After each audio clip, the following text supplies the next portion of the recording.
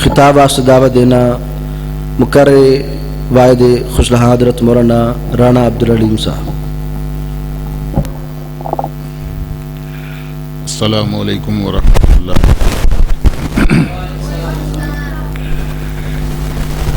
الحمدللہ الحمدللہ الواحد القہار والصلاة والسلام علی سید الابرار۔ اعوذ باللہ السمیع العلیم من الشیطان الرجیم، بسم اللہ الرحمن الرحیم۔ هو الذی ارسل رسولہ بالہدی ودین الحق لیظہرہ علی الدین کلہ وکفی باللہ شہیدا۔ حضرات، آج کی یہ کانفرنس سیرت شافع محشر کے عنوان سے منعقد کی گئی ہے۔ صدیاں بیتیں، جو لوگ بولنا جانتے تھے انہوں نے اپنے الفاظ کے ذریعے، اور جو لوگ لکھنا جانتے ہیں انہوں نے اپنے قلم کی وساطت سے سیرت شافع محشر کے عنوان پہ اتنا لکھا اور اتنا بولا گیا کہ ہم اسے اگر شمار کرنا چاہیں تو شاید ایسا نہیں کر سکتے، بلکہ سیرت طیبہ کے ایک ایک پہلو پہ اتنا زیادہ لکھا گیا ہے۔ پھر آج تک کسی مقرر نے، کسی واعظ نے یا کسی لکھاری نے یہ نہیں کہا کہ میں نے سیرت طیبہ کو بیان کرنے کا یا لکھنے کا حق ادا کر دیا۔ ہر لکھنے والے اور بولنے والے کی تمنا اور خواہش یہ ہے کہ شاید میری زبان سے کوئی ایسے الفاظ ادا ہو جائیں کہ جو اللہ رب العزت کو پسند آ جائیں اور میری دنیا و آخرت سنور جائے، وگرنہ کون ہے جو سیرت طیبہ کو بیان کرنے کا حق ادا کر سکے؟ ہمارا سیرت طیبہ کے عنوان پہ کانفرنسوں کا، جلسوں کا انعقاد کرنے کا مقصد ہے کوئی، اور وہ مقصد صرف یہ ہے کہ ہم سے ہمارا خدا راضی ہو جائے، اور ہماری یہ کاوش، ہماری یہ محنت، ہماری یہ جد و جہد اللہ کے ہاں قبول و منظور ہو جائے۔ آج کی اس کانفرنس کا بھی مقصد صرف یہی ہے۔ آج کے یہاں کے منتظمین، آج کے علماء، مقررین اور ہمارے مہمان، ان سارے بزرگوں کا اور آپ کا یہاں آنا، اس ساری مجلس کے انعقاد کا مقصد صرف یہ ہے کہ ہمارا رب ہم پہ راضی ہو جائے، وگرنہ ہماری کہاں یہ سکت، ہماری کہاں یہ جرت کہ ہم سیرت طیبہ کو بیان کرنے کا حق ادا کر سکے۔ وہ تو وہ ہیں کہ دنیا کے اندر رہتے ہوئے یاد رکھیے کہ ہر انسان کی کوئی نہ کوئی پسند ہوتی ہے، کسی نہ کسی کو پسند کرتا ہے کسی خوبی کی وجہ سے۔ ہم کسی کو پوچھتے ہیں کہ تو فلاں کو پسند کرتا ہے، کیوں؟ اس کی وجہ کیا ہے؟ تو وہ کہتا ہے کہ یار میں اسے اپنا قائد اور راہبر اس لیے مانتا ہوں کہ وہ عام لوگوں میں بیٹھا ہو تو نمایاں نظر آتا ہے، اس کی خوبصورتی، اس کا جاہ و جلال ایسا ہے۔ تو ہم بحیثیت مسلمان ببانگے دوہل یہ بات کہیں گے کہ سن، ہم نے جسے بڑا مانا، ہم نے جسے اپنا قائد مانا، اپنا راہبر، پیشوا اور امام مانا، دنیا کی آنکھ نے اس سے زیادہ خوبرو نہیں دیکھا۔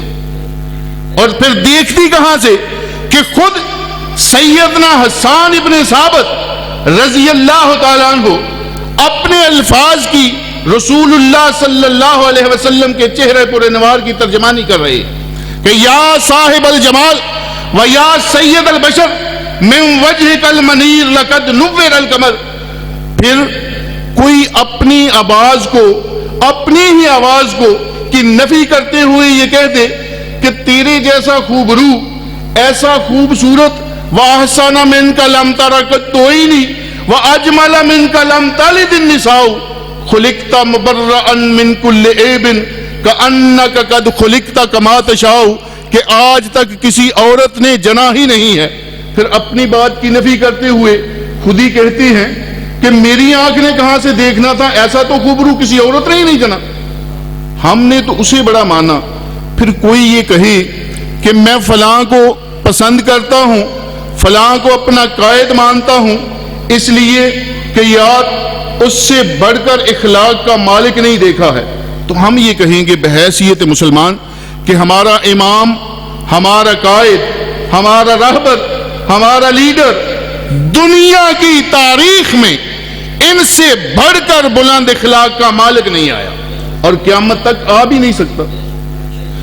پھر ہم دلائل کے ساتھ اور کہتے ہیں نا جادو وہ جو سر چڑھ کے بولے کہ مکہ فتح ہوا اور دنیا کی تاریخ اس بات کی گواہ ہے کہ جب کوئی قوم کسی قوم پہ فاتح کی حیثیت سے جاتی ہے تو وہاں خون کی ندیاں بہائی جاتی ہیں، قتل و غارت گری کا بازار گرم ہوتا ہے، لوٹ مار، لوگوں کو قتل کرنا، لوگوں کی عزتوں کے ساتھ کھلواڑ کرنا.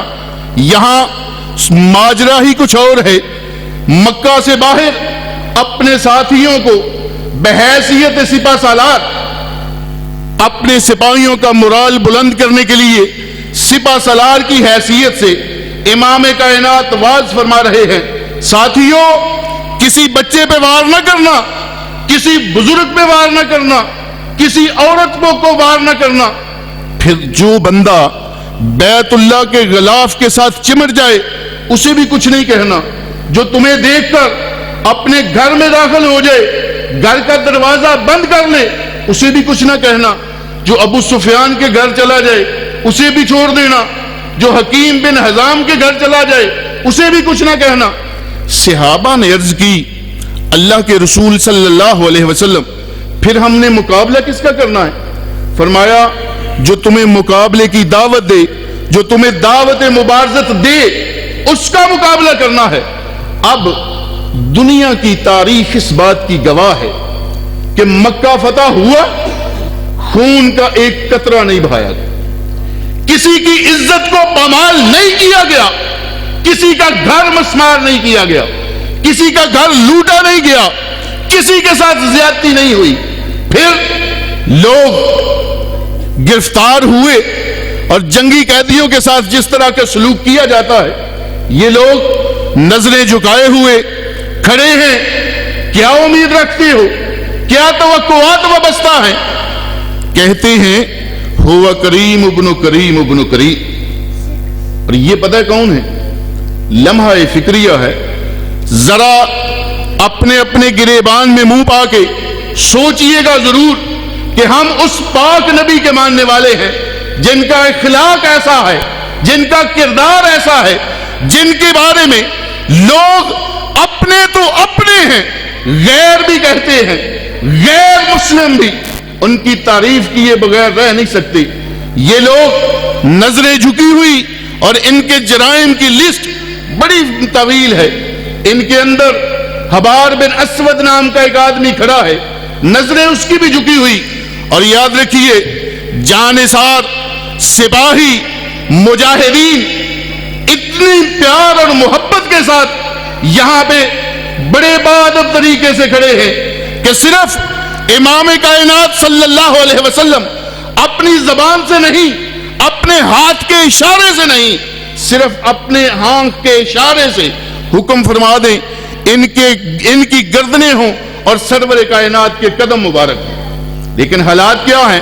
یہ حبار بن اسود، اس کا جرم پتہ ہے کیا؟ اللہ کے پیغمبر صلی اللہ علیہ وسلم کی بیٹی ہیں سیدہ زینب رضی اللہ تعالی عنہا. انہوں نے مکہ سے ہجرت کا ارادہ کیا.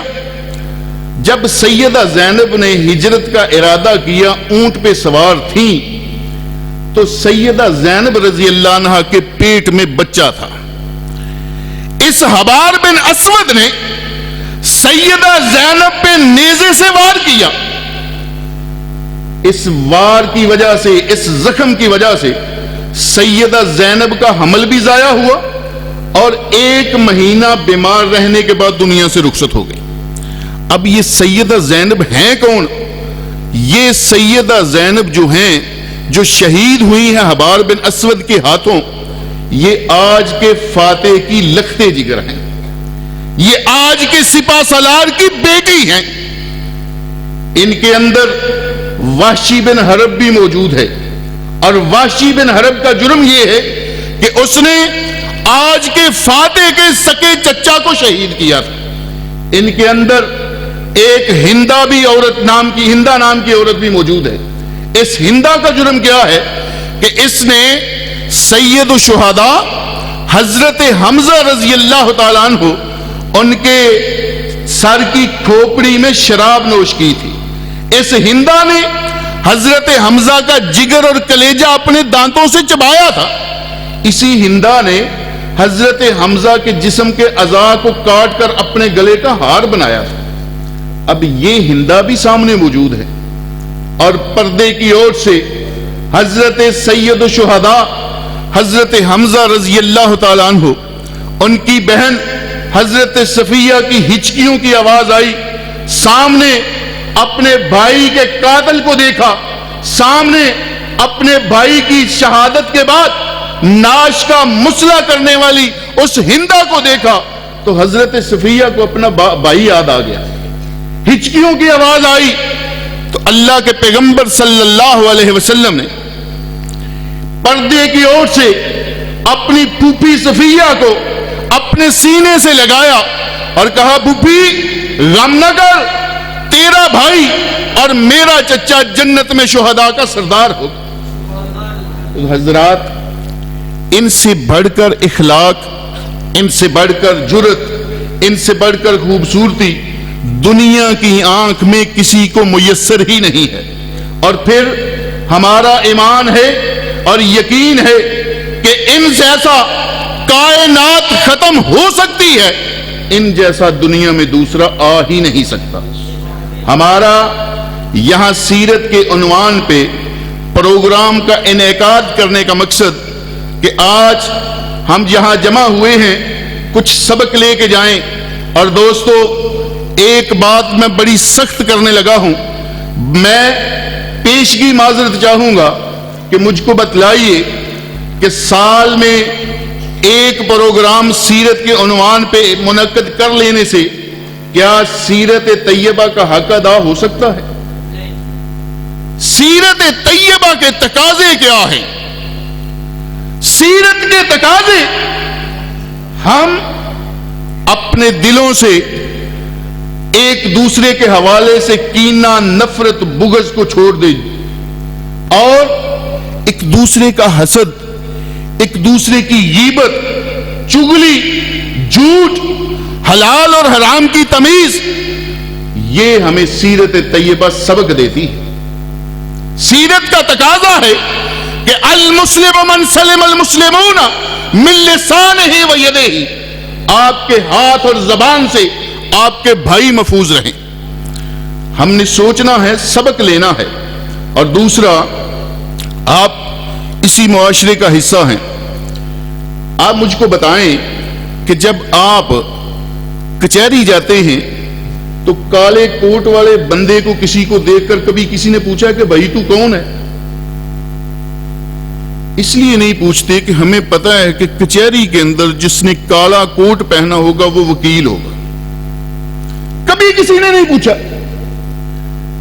ہمیں بالکل سادہ ہیں، ہم دیہاتی ہیں، اس کے باوجود ہمیں یہ پتا ہے کہ پولیس میں جو دوست تھانے کے اندر ڈیوٹی کرتے ہیں ان کی وردی کا رنگ کیسا ہے، جو ٹریفک والے ہیں ان کی وردی کیسی ہے، یہ ہمیں پتا ہے.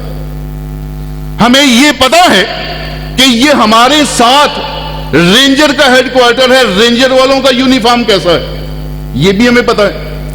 فوج کے اندر ہمیں پتا ہے فوجی کی وردی کیسی ہے، رینجر والے کی اور پولیس والے کی. جب کوئی آدمی وردی کے اندر ہمیں ملے گا تو ہم فوراً سے اسے پوچھیں گے نہیں، ہمیں پتا چل جائے گا کہ یہ فوجی ہے، یہ پولیس والا ہے. اب مجھ کو بتائیں کہ اسلام کا بھی کوئی یونیفارم ہے؟ اسلام کا کوئی یونیفارم ہے؟ کبھی غور کیا؟ ہاں، میں آپ کو بتاتا ہوں کہ مرد حضرات کے لیے اسلام کا یونیفارم ہے، شلوار نصف پنڈلی پہ ہو یا کم از کم ٹخنے تو ننگے ہوں. اور اللہ کے رسول صلی اللہ علیہ وسلم نے یہ فرمایا کہ شلوار مرد کی ٹخنوں سے اوپر ہو، ٹخنوں سے نیچے غرور اور تکبر کی علامت ہے. آج یہ عہد کر لیں کہ آج کے بعد ہماری تہبند، ہماری پینٹ یا شلوار کبھی ٹخنوں سے نیچے نہیں ہوگی. اور اس نیت کے ساتھ کہ آج کی یہ کانفرنس کا سبق ہو کہ ہم نے اللہ کے نبی کی سنت پہ عمل کرنا ہے. میری بات کوئی اہمیت نہیں ہے. ہمارے بزرگ علماء کرام یہاں تشریف لانے والے ہیں، کچھ تشریف فرما ہیں. آج یہ عہد کر لیں کہ آج کے بعد ہم نے کبھی مذاق میں بھی جھوٹ کا سہارا نہیں لینا. آج یہ سبق لے کے جائیں کہ ہم نے کبھی کسی بھائی کا حسد نہیں کرنا، ہم نے کسی پہ غیبت نہیں کرنی. یہ ہمارے اندر وہ بیماریاں ہیں جو حضرات معاشرے کا بگاڑ ہیں. یہ معاشرے کا بگاڑ. یاد رکھیے، اللہ کے رسول صلی اللہ علیہ وسلم کے پاس ایک بندہ آیا، اس نے کہا میں شراب بھی پیتا ہوں، میں چوری بھی کرتا ہوں، میں بدکار بھی ہوں، میں جھوٹ بھی بولتا ہوں، کوئی ایک بیماری بتا دیجئے، کوئی ایک گناہ چھوڑ دوں، میں مسلمان ہونا چاہتا ہوں. صحابہ کرام بڑے حیران ہیں، یہ بندہ کیسا ہے؟ اللہ کے رسول صلی اللہ علیہ وسلم نے فرمایا کہ بس جھوٹ چھوڑ دے، باقی کرتا رہے. جھوٹ چھوڑ دے دوں. اب رات ہوئی تو رات کو اس نے چوری کا ارادہ کیا. اب گھر سے نکلنے لگا تو دل میں خیال آیا کہ میں نے اللہ کے نبی صلی اللہ علیہ وسلم کے ساتھ وعدہ کیا ہے کہ جھوٹ نہیں بولنا. اگر صبح مجھ سے پوچھ لیا کہ رات کو چوری کی تھی تو میں نے چوری کر لی، اگر کہا نہیں کی تھی تو جھوٹ ہوگا، اور اگر کہا کہ کی تھی تو پھر میرا ہاتھ کاٹا جائے گا. اب چوری کا ارادہ ترک کر دیا. پھر شراب پینے کی دل چاہا، جام سامنے. اور حضرات غور کرنے کی بات یہ ہے کہ اللہ کے رسول صلی اللہ علیہ وسلم اس بندے کے پاس موجود نہیں. اس کے دل میں یہ خیال ہے کہ میں نے اپنے آقا سے وعدہ کیا ہے کہ میں نے جھوٹ نہیں بولنا. یاد رکھیے کہ جھوٹ ایسی بڑی بیماری ہے جس کی وجہ سے تباہیاں بھی ہوتی ہیں، بربادیاں بھی ہوتی ہیں، خاندانوں کے خاندان تباہی کی طرف دہانے پہ پہنچ جاتے ہیں. اور اتنا بڑا، اور اسی جھوٹ کی وجہ سے آپ کو معلوم ہے کہ سیدہ عائشہ صدیقہ رضی اللہ تعالیٰ عنہ پریشانی کی حالت میں بہتان بھی لگا تھا، اس کی بنیاد بھی جھوٹ تھی. تو آج میرے دوستوں، میرے بھائیوں، میرے بزرگوں، آج کی اس کانفرنس سے یہ نتائج لے کے جائیں کہ ہم سمجھتے ہیں کہ اگر ہم سینے پہ ہاتھ باندھتے ہیں تو یہ بھی اللہ کے رسول کی سنت سمجھ کر، اگر ہم آمین بالجہر کے قائل ہیں تو یہ بھی امام کائنات صلی اللہ علیہ وسلم کی سنت، اگر ہم رفع الیدین کے قائل ہیں تو یہ بھی امام کائنات کی سنت. آج اسی بات کا سبق ذہن میں پڑھ لیجئے کہ آج کے بعد ہم نے کسی کا حسد نہیں کرنا، آج کے بعد ہم نے کسی کی غیبت نہیں کرنی، آج کے بعد ہم نے جھوٹ نہیں بولنا.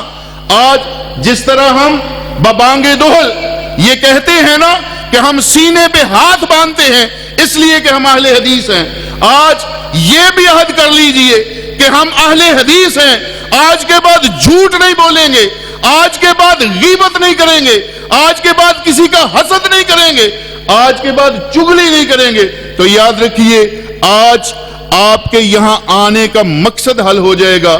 چھوٹی چھوٹی یہ باتیں ہیں جو ہمارے معاشرے کا بگاڑ بنتی ہیں، جو ہمارا معاشرہ جس کی وجہ سے ایک دوسرے سے دور ہوتے جا رہے ہیں، ایک دوسرے کے بارے میں دل میں نفرت، کینہ، بغض اور حسد جیسی بیماریوں میں مبتلا ہوئے ہیں کہ ہم ایک دوسرے کے پاس بیٹھنا گوارا نہیں کرتے، ایک دوسرے کی خیریت دریافت کرنا گوارا نہیں کرتے۔